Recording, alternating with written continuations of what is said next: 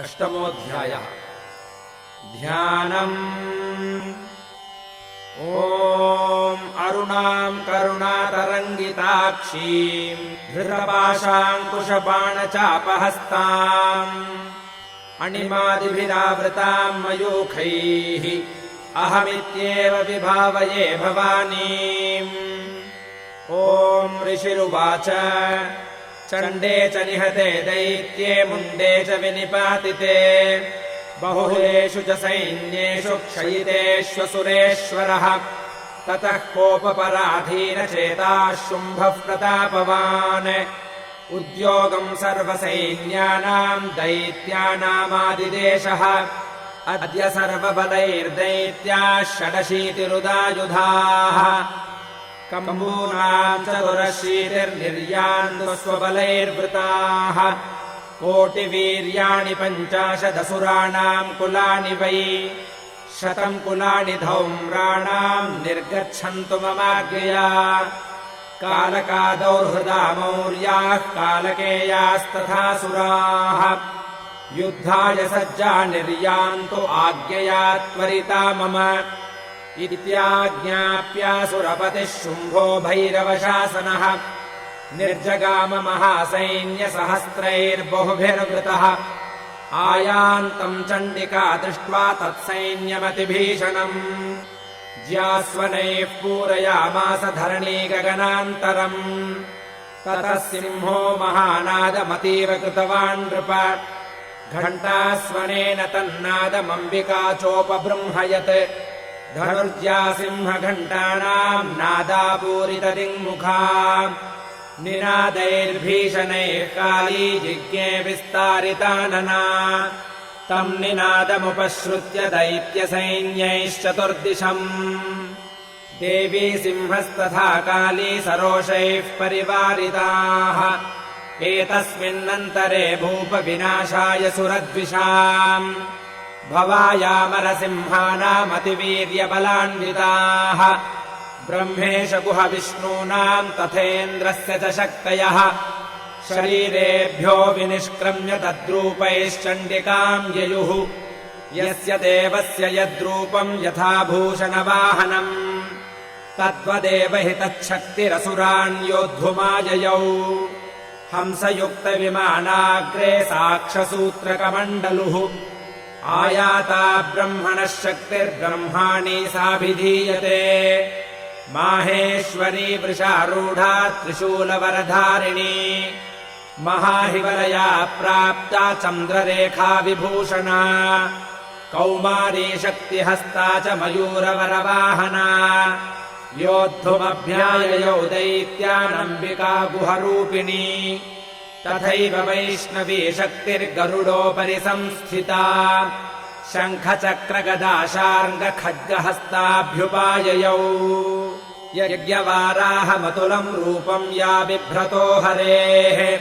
शक्तिः साप्याययौ तत्र वाराहीम् बिभ्रती तनुम् नारसिंही नृसिंहस्य बिभ्रती सदृशम् वपुः प्राप्ता तत्र सटाक्षेपक्षिप्तनक्षत्रसंहतिः वज्रहस्ता तथैवैन्द्री गजराजोपरि स्थिता प्राप्ता सहस्रनयना यथाशक्रस्तथैव सा ततः परिवृतस्ताभिरीशानो देवशक्तिभिः हन्यन्तामसुराः शीघ्रम् मम प्रीत्याह चण्डिकाम् ततो देवि शरीरात्तु विनिष्क्रान्तातिभीषणा चण्डिका शक्तिरत्युग्रा शिवा शतनिनादिनी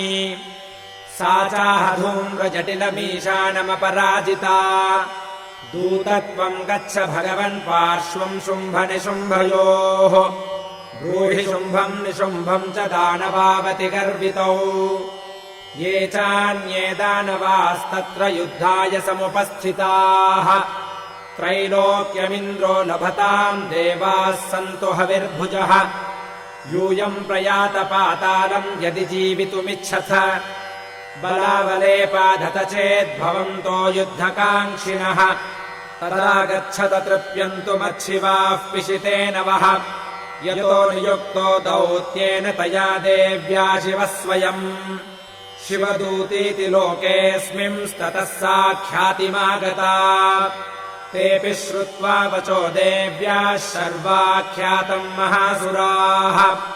अमर्षापूरिता जग्मुर्यत्र कात्यायनी स्थिता ततः प्रथममेवाग्रे शरशक्तृष्टिवृष्टिभिः ववर्षुरुद्धतामर्षास्ताम् देवीममरारयः सा च तान् प्रहितान् बाणान् शूलशक्तिपरश्वधान् चिच्छेदलीलयात्मातधनुर्मुक्तैर्महेषुभिः तस्याग्रतस्तथा काली शूलपातविदारितान् खड्वाङ्गपोथितांश्चारीन् कुर्वती व्यचरत्तदा कमण्डलुजलाक्षेपहतवीर्यान् हतौजसः ब्रह्माणी चाकरोच्छत्रून् येन येन स्मधावति माहेश्वरी त्रिशूलेन तथा चक्रेण वैष्णवी दैत्यान् जघान कौमारी तथा शक्त्यातिकोपना ऐन्द्री कुलिशपातेन शतशो दैत्यदानवाः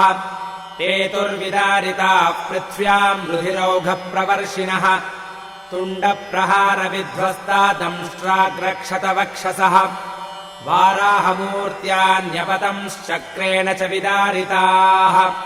नखैर्विदारितांश्चान्यान् भक्षयन्ती महासुरान् नारसिंही च चाराजौ नादापूर्णदिगम्बरा चण्डाट्टहासैरसुराः शिवदूत्यभिदूषिताः पेतुः पृथिव्याम् पतितांस्तांश्चखादाथसा तदा इति मातृगणम् कृतम् मर्दयन्तम् महासुरान् दृष्ट्वाभ्युपायैर्विविधैर्नेषुर्देवारिसैनिकाः पलायनपरान् दृष्ट्वा दैत्यान् मातृगणार्दितान् योद्धुमभ्याययौ क्रुद्धो रक्तबीजो महासुरः रक्तबिन्दुर्यदा भूमौ पतत्यस्य शरीरतः समुत्पतति मेदिन्याम् तत्प्रमाणस्तदासुरः युयुधे स गदा पाणिरिन्द्रशक्त्या महासुरः ततश्चैन्द्री स्ववज्रेण रक्तबीजमताडयत् कुलिशेनाहतस्याशु बहुसुस्रावशोणितम् समुत्तस्थुस्ततो योधास्तद्रूपास्तत्पराक्रमाः यावन्तः पतितास्तस्य शरीराद्रक्तबिन्दवः तावन्तः पुरुषा जातास्तद्वीर्यबलविक्रमाः ते चापि युयुधस्तत्र पुरुषा रक्तसम्भवाः समम् मातृभिरत्युग्रशस्त्रपातातिभीषणम् पुनश्च वज्रपातेन क्षतमस्य शिरो यदा ववाह रक्तम् पुरुषास्ततो जाताः सहस्रशः वैष्णवी समरे चैनम् चक्रेणाभिजगानः गदया ताडयामास ऐन्द्रीतमसुरेश्वरम् वैष्णवी चक्रभिन्नस्य रुधिरस्रावसम्भवैः सहस्रशो जगद्व्याप्तम् तत्प्रमाणैर्महासुरैः शक्त्या जघान कौमारी वाराही च तथासिना माहेश्वरी त्रिशूलेन रक्तबीजम् महासुरम् स चापि गदया दैत्यः सर्वा एवाहनत्पृथक् मातृः कोपसमाविष्टो रक्तबीजो महासुरः तस्याहतस्य बहुधा शक्तिशूलादिभिर्भुवि पपातयो वै रक्तोघस्तेनासञ्छतशोऽसुराः तैश्चासुरासृक्सम्भूतैरसुरैः सकलम् जगत् व्याप्तमासीत्ततो देवा भयमाजग्मुरुत्तमम् तान् विषण्णान् सुरान् दृष्ट्वा चण्डिका प्राह सत्वरा उवाच कालीम् चामुण्डे विस्तीर्णम् वदनम् कुरु मच्छस्त्रपातसम्भूतान् रक्तबिन्दून्महासुरान् रक्तबिन्दोः प्रतीच्छत्वम् वक्त्रेणानेन वेगिना भक्षयन्ती चररणे तदुत्पन्नान् महासुरान् एवमेष क्षयम् दैत्यः क्षीणरक्तो गमिष्यति भक्ष्यमाणास्त्वया चोक्रा न चोत्पत्स्यन्ति चापरे इत्युक्त्वा ताम् ततो देवी शूलेनाभिजघानतम् मुखेन काली जगृहे रक्तबीजस्य शोणितम् ततो सा वा जघानाथ गदया तत्र चण्डिकाम् न चास्या वेदनाम् चक्रे गदापातोऽल्पिकामपि तस्याः तस्य देहात्तु बहु शुश्रावशोणितम् यतस्ततस्तद्वक्त्रेण चामुण्डा सम्प्रतीच्छति मुखे समुद्गता ये स्या रक्तपातान्महासुराः तांश्चखादाथ चामुण्डा पपौ तस्य च शोणितम् देवी शूलेन वज्रेण बाणैरसिभिरिष्टिभिः जघान रक्तबीजम् तम् चामुण्डापीतशोणितम् सपपात महीपृष्ठे शस्त्रसङ्घसमाहतः नीरक्तश्च महीपालरक्तबीजो महासुरः ततस्ते हर्षमतुलमवापुस्त्रिदशा नृप तेषाम् मातृगणो जातो ननर्ता सृङ्मदोद्धतः ओम् इति श्रीमार्कण्डेयपुराणे सावर्णिके मन्वन्तरे देवीमाहात्म्ये रक्तबीजवधो नाम 8मोऽध्यायः।